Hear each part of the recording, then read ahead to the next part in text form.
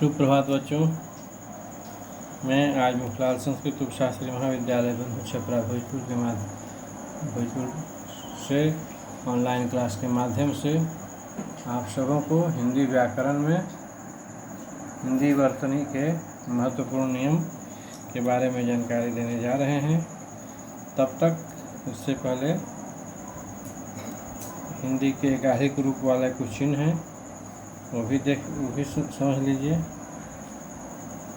पिछले क्लास में हम लोगों ने हिंदी व्याकरण में ध्वनि और लिपि के बारे में पढ़े थे। इसमें हिंदी में कुछ लिपि चिन्ह के बारे में भी जानकारी प्राप्त किए थे। उससे आगे आज हम लोग हिंदी वर्तनी के महत्वपूर्ण नियम पढ़ेंगे। तो हिंदी के एकाधिक रूप वाले चिन्ह हैं, जिसमें हिंदी में कुछ वर्णों के दो रूप प्रचलित हैं। अ का, छ का, भ का, झ का, अण का, ल का, त्र का। इसमें र व्यंजन का प्रयोग अनेक प्रकार से होता है। कलाप शब्द के साथ र जो है वो आएगा तो श्रवण कैसे लिखाता है, तो उस ढंग से स्र हो जाएगा, ऐसे श्रवण।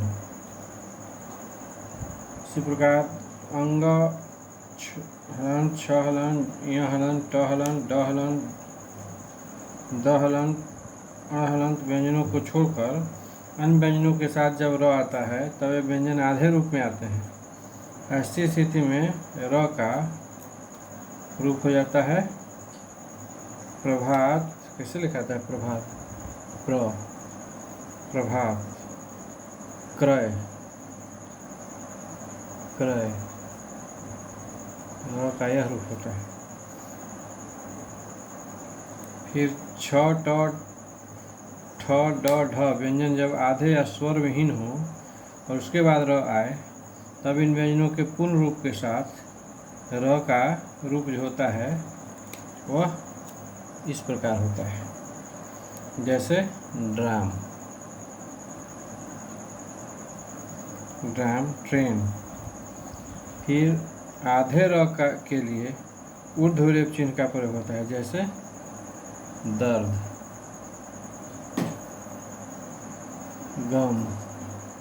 गर्म। खाने का कोई फायदा नहीं है वो धर्म।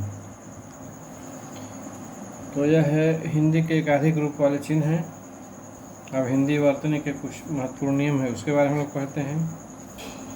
तो हिंदी वर्तनी कहते किसे हैं? तो लिखने की रीति को हम लोग वर्तनी कहते हैं या अक्षरी कहते हैं। इसे हिंदी में हम लोग हिज्जे भी कहते हैं। हिज्जे, कोई चीज़ का हिज्जे कीजिए, या स्पेलिंग, अंग्रेजी में स्पेलिंग कहते हैं। किसी भी भाषा की समस्त ध्वनियों को सही ढंग से उच्चारित करने के लिए ही वर्तनी की एकरूपता स्थिर की जाती है। जिस भाषा की वर्तनी में अपनी भाषा के साथ अन्य भाषाओं की ध्वनियों को ग्रहण करने की जितनी अधिक शक्ति होगी, उस भाषा की वर्तनी उतनी ही समर्थ समझी जाएगी। अतः वर्तनी का सीधा संबंध भाषागत ध्वनियों के उच्चारण से है। हिंदी के विभक्ति चिन्ह सर्वनामों को छोड़ शेष सभी प्रसंगों में शब्दों से अलग लिखे जाएंगे। जैसे राम ने कहा स्त्री को सर्वनाम में उसने, मुझसे, हम में, तुमसे, किस पर, आपको। अपवाद स्वरूप यदि सर्वनाम के साथ दो विभक्ति चिन्ह हो तो उनमें पहला सर्वनाम से मिला हुआ हो और दूसरा अलग लिखा जाए, जैसे उसके लिए, इनमें से। इसी प्रकार अपवाद स्वरूप और है कि सर्वनाम और उसकी विभक्ति के बीच ही, दीर्घिकार ही, तक आदि अव्यय का निपात हो तो विभक्ति अलग लिखी जाए, जैसे आप ही के लिए, मुझ तक को। इसी प्रकार संयुक्त क्रियाओं में सभी अंगभूत क्रियाएं अलग रखी जाएं, जैसे पढ़ा करता है, आ सकता है। इसी प्रकार आगे तक, तक और तक, साथ और साथ आदि अव्यय अलग लिखे जाएं। जैसे आपके साथ, आपके अलग और साथ अलग। यहाँ तक, यहाँ अलग, तक अलग। इसी प्रकार आगे पूर्वकालिक प्रत्यय कर, कर और कर क्रिया से मिलाकर लिखा जाए। जैसे मिलाकर, मिलाकर में कर, एक मिलाकर जो होगा एक शब्द होगा। रोकर, खाकर, सोकर सब एक शब्द है, कर साथ में लिखाएगा इसे। इसी प्रकार आगे द्वंद्व समास में पदों के बीच हाइफन, यानी हाइफन एक डैश होता है, योजक चिन्ह जिसको कहते हैं, वह लगाया जाए। जैसे राम लक्ष्मण, राम लक्ष्मण के बीच में हाइफन चिन्ह दे दीजिए। शिव पार्वती के बीच में हाइफन चिन्ह लगेगा, आदि और सारे उदाहरण हैं। इसी प्रकार आगे दंत स आकार सा और ज जैसा, ज आकार जय, दंत स आकार सा जैसा आदि सारूप्यवाचकों के पूर्व हाइफन का प्रयोग किया जाना चाहिए। जैसे तुम सा के बीच में हाइफन हो जाएगा। राम जैसा के बीच में हाइफन हो जाएगा। चाकू से तीखे, चाकू और से के पहले बीच में, दोनों के बीच में हाइफन चिन्ह हो जाएगा। इसी प्रकार आगे तत्पुरुष समास में हाइफन का प्रयोग केवल वहीं किया जाए जहाँ उसके बिना भ्रम होने की संभावना हो, अन्यथा नहीं। जैसे भूतत्व, भूतत्व के बीच में भी हाइफन का प्रयोग होगा। तो अब प्रश्न उठता है कि यह एकार ए और यह एकार ए और ये का प्रयोग कहाँ होना चाहिए। तो यह प्रश्न जो है सो बहुत बड़े बड़े विद्वानों को भ्रम में डाल देता है। तो जहाँ तक उच्चारण का प्रश्न है, दोनों के उच्चारण भेद अलग है। यह एकार ए जो है, यह श्रुति रूप है, तालब अर्धस्वर है, अंतस्थ जोड़ ए, और ए जो है ये है अग्र अर्ध समृद्ध दीर्घ स्वर। तो यह एकार ए और ए का प्रयोग अव्यय, क्रिया तथा शब्दों के बहुवचन बनाने में होता है। ये प्रयोग क्रियाओं के भूतकालिक रूपों में होते हैं। लोग इन्हें कई तरह से लिखते हैं। जैसे आई, आ और दीर्घ ई आई, और आई होता है वो आय दीर्घिकारी आई। उसी आए और आए, गई और गई, गए और गए। तो एक ही क्रिया की दो अक्षरी आज भी बहुत ऐसा है जो चल रहा है। इस संबंध में कुछ नियम हैं, कुछ बनने भी चाहिए। कुछ नियम इसका इस प्रकार है जो स्थिर किए जा सकते हैं। जैसे कि जिस क्रिया के भूतकालिक पुल्लिंग एक वचन रूप में यह आकार या अंत में आता है, उसके बहुवचन का रूप यह एकार ए, और तदनुसार एक वचन स्त्रीलिंग में यह दीर्घिकार ई, और बहुवचन में यह दीर्घिकार ऊपर अनुस्वार ई का प्रयोग होना चाहिए। तो उदाहरण के लिए गया आया का स्त्रीलिंग में गई गई होगा, और गई और आई, गई और आई नहीं। इस प्रकार बहुवचन के रूप गए आए होंगे, ग आया एकार ए गए, और आ आया एकार आए होंगे, न कि ग ए गए और आ ए आए। इस रीति से अन्य क्रियाओं के रूपों का निर्धारण करना चाहिए हम लोग को। और अब आगे है कि जिस क्रिया के भूतकालिक पुल्लिंग एक वचन के अंत में आ आता है, आकार आ आता है, उसके पुल्लिंग बहुवचन में ए होगा, और स्त्रीलिंग एक वचन में दीर्घ ई होगा तथा बहुवचन में दीर्घ ई हुआ। ह सुकार हु, आकार आ, हुआ का स्त्रीलिंग एक वचन हुई, हर सुकार और ई दीर्घ ई हुई। बहुवचन हुई, हुई, और पुल्लिंग बहुवचन हुए होगा। इसमें पुल्लिंग बहुवचन जो होगा हुए, हुए होगा, न कि हुए या हुए। यह हुए नहीं होगा, यह होगा। इसी प्रकार आगे दे, ले, पी, कर, इंच, दे, लयकार दे, लयकार ले, पी, पदिकार पी, कर अकर। इन चार धातुओं को ह्रस्व इकार कर फिर दीर्घ करने पर और ई ए प्रत्यय लगाने पर उनकी विधि क्रियाएं अलग बनती हैं। जैसे जैसे दे, दी, जोड़, जहलन, जो इए बराबर दीजिए। इसी प्रकार ले का ली हो जाएगा, फिर जहलन जोड़ इए बराबर लीजिए, फिर पदिकार पी जोड़ जहलन जोड़ इए बराबर पीजिए।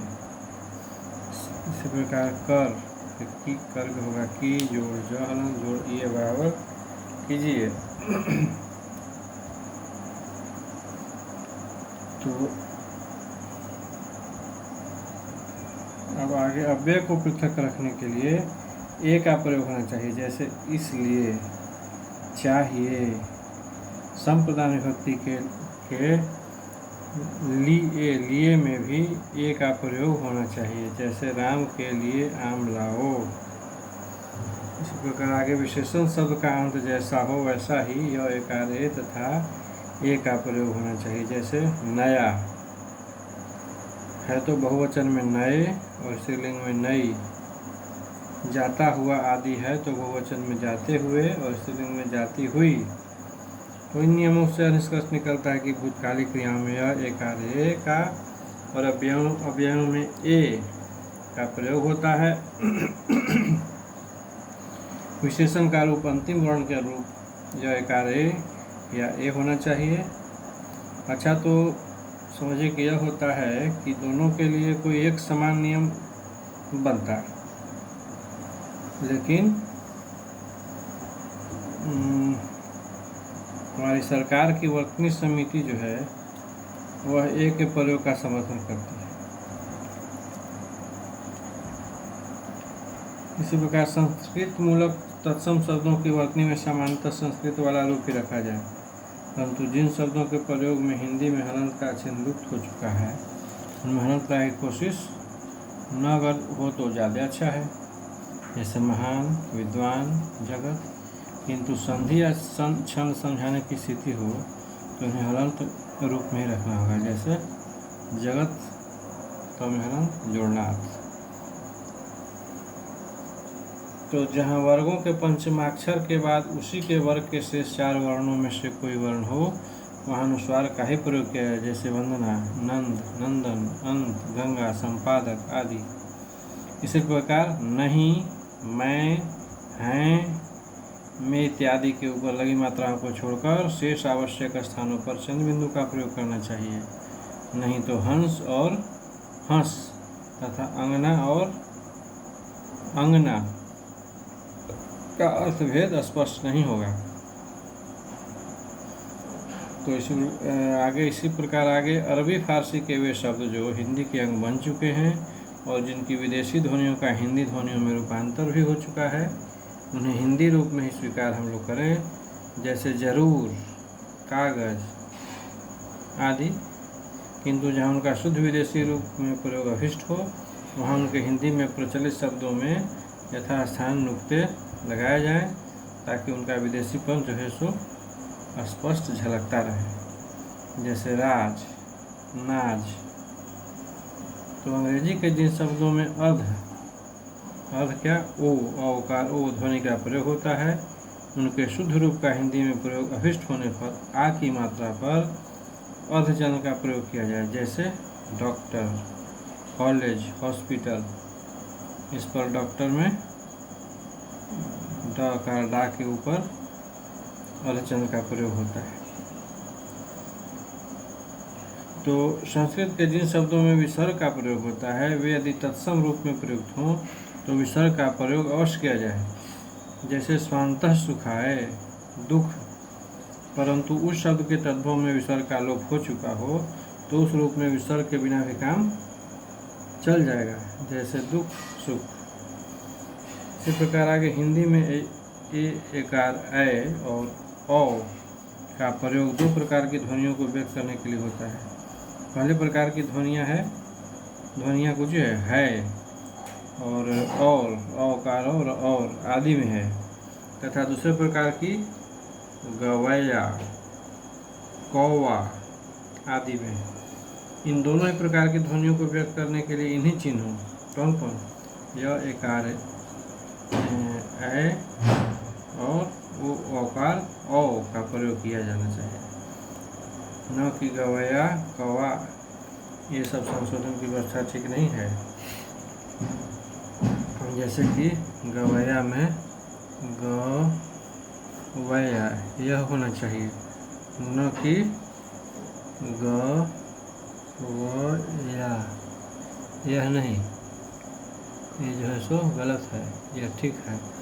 इसी प्रकार कौवा भी ऐसे ही होना चाहिए, कौवा, न कि ऐसे कौवा ऐसे नहीं, कौवा गलत है। कौवा भी ऐसे होना चाहिए, कौवा। तो आज के क्लास में इतना ही। हिंदी वर्तनी के कुछ महत्वपूर्ण नियमों के बारे में हम लोग जानकारी प्राप्त किए। अब कल के क्लास में हम लोग वर्तनी के कुछ विशेष अशुद्धियाँ हैं तथा उसके निदान के बारे में जानकारी प्राप्त करेंगे। तब तक के लिए आप सब लोगों को शुभ दिन।